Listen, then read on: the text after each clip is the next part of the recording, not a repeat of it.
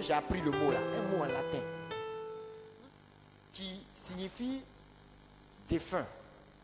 Mais le mot là, la racine du mot défunt là, en latin, on dit que c'est quelqu'un qui n'est plus en activité, dont on ne voit plus l'impact, on ne voit plus l'influence. Et vous savez la conclusion? Les gars qui ont écrit les biographies de Saint-Antoine de Padoue, ils disent qu'en conclusion, Saint-Antoine n'est pas un defunctus. Elle dit le mot défunt là, ça ne passe pas avec lui. Parce que dans la définition de ce mot-là, en latin, c'est quelqu'un qui a cessé l'activité. C'est quelqu'un qui est en repos. C'est quelqu'un qui n'a plus d'impact, qui n'a plus d'influence. On ne voit rien, on ne peut plus, c'est-à-dire cessation, on dit qu'il y a une cessation. Or, or, dis à quelqu'un, or, il est en activité. Même à titre posthume, oh, acclame Dieu, acclame Dieu. Il est en activité. Moi j'ai honte quand j'arrive chez tous ces grands saints là. Et puis je vois que des gens qui sont, on dit ils sont morts. D'autres même disent, moi je ne peux pas faire prier des saints, c'est les morts. Ils sont morts. Toi qui es vivant, tu ne fais rien pour ta nation. Eux qui sont morts, ils continuent d'influencer le monde. Tu n'as pas honte. Entre vous deux, qui est mort? Mon ami, ce n'est pas une affaire de mort. Le vrai défunt, c'est toi qui n'agis pas. Ce n'est pas le saint qui continue d'agir. Il y a des piles de témoignages comme ça dans les lieux saints. Je peux vous les procurer, je peux vous en donner. À Assise, il y a 3 volumes qui sont sortis, des premiers documents du XIIIe siècle. Ils ont compilé 3 gros documents, balèzes comme ça. Les témoignages n'en finissent pas, même jusqu'à présent.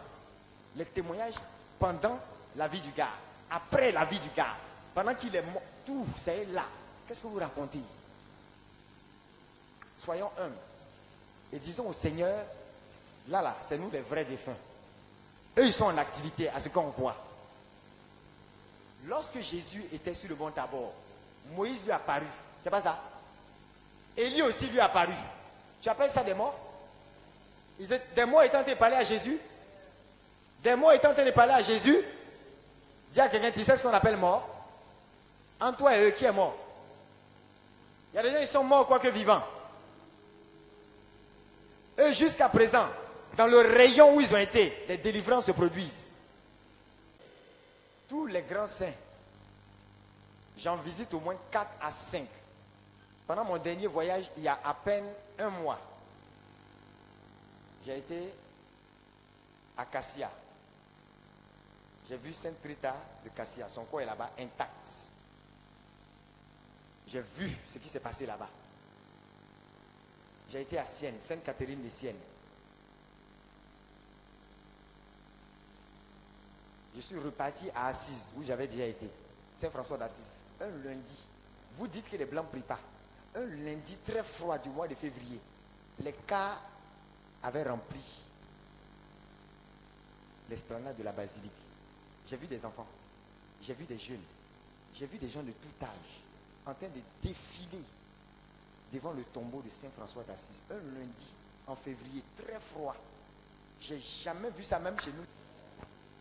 Au lieu de faire la grande gueule, les gens feraient mieux d'aller étudier la vie de ces gens-là. On va rester tranquille, on va devenir humble. On ne t'a pas demandé, on ne t'a pas obligé de prier saint. Mais il faut être intelligent. Tu étudies des philosophes à l'école. Comment de toi partira la délivrance de la Côte d'Ivoire, de l'Afrique, pendant que tu ne connais même pas le secret de comment le Saint-Esprit a traité avec des gens comme ça? Catholique comme évangélique, nous tous on devait étudier les saints. Bénigne, lui, il est sérieux. Très sérieux. Il dit sa femme lit les saints. Il y a un autre grand homme de Dieu, le bishop. Vous êtes là. Et je vous dis, c'est un secret terrible dans le ministère. Il ne faut pas que les gens vont nous blaguer. Il y a un gars qui a dit, un grand homme de Dieu évangélique, très terrible dans les miracles. Il dit, un jour il a dit à ses enfants, attends, vous donner un secret. Que où il est là, il est arrivé à un certain niveau. Où les nations ont besoin de lui. Il ne peut plus comme avant aller faire 40 jours sur les montagnes. Mais parfois, il voit un de ses collègues serviteurs de Dieu. Et il voit une dimension dans laquelle le gars opère. Et il dit, Seigneur, là où je m'en vais, là, il me faut la grâce qui est sur Jean Roger. Il me faut quelque chose. Je veux taper dans ce que tu as donné à Jean Roger. Je veux taper, je veux taper dedans. Pine tout. Il dit, je veux prendre quelque chose, j'ai besoin de quelque chose dedans. Mais le prix qu'il a payé là, pour ça, là, je ne peux pas, toi-même tu vois. Donc Seigneur, Jean-Roger est là. Donc la grâce est là. Dis à quelqu'un, prête-moi l'onction. Alléluia! Prête un peu seulement. Et il dit que il peut partir. Et parce qu'il a demandé avec foi, il peut opérer dans la dimension qui est sur son collègue serviteur de Dieu. Spécialement pour l'occasion. Comme si le serviteur de Dieu là, a payé le prix pour eux tous. Alors, si un être humain qui est vivant, il peut faire une prière de foi pour taper dans l'onction de son collègue serviteur de Dieu. Et puis Dieu exauce sa prière. Vous connaissez que ce Dieu-là, il est fou. Et quelqu'un, un saint qui a marqué le monde, qui a fait des sacrifices que toi et moi on n'a pas encore fait et qu'on ne fera même pas. Il ne faut pas se blaguer. Il y a un qui a fait 35 ans dans les grottes, dans les montagnes, dans les déserts. Toi et moi, il est trop tard. Acclame Dieu pour nous, c'est trop tard. Donc, quand Dieu dit, qui fera partie de la Côte d'Ivoire, la délivrance de l'Afrique, qui enverrai-je? Il dit, Seigneur, tu sais où? On est candidat, mais tu sais, on ne va pas aller faire 35 ans comme le type là. Si tu es malin, c'est que tu as déployé sur lui là. Il a payé le prix, donne-nous. Acclame Dieu. Élève la voix.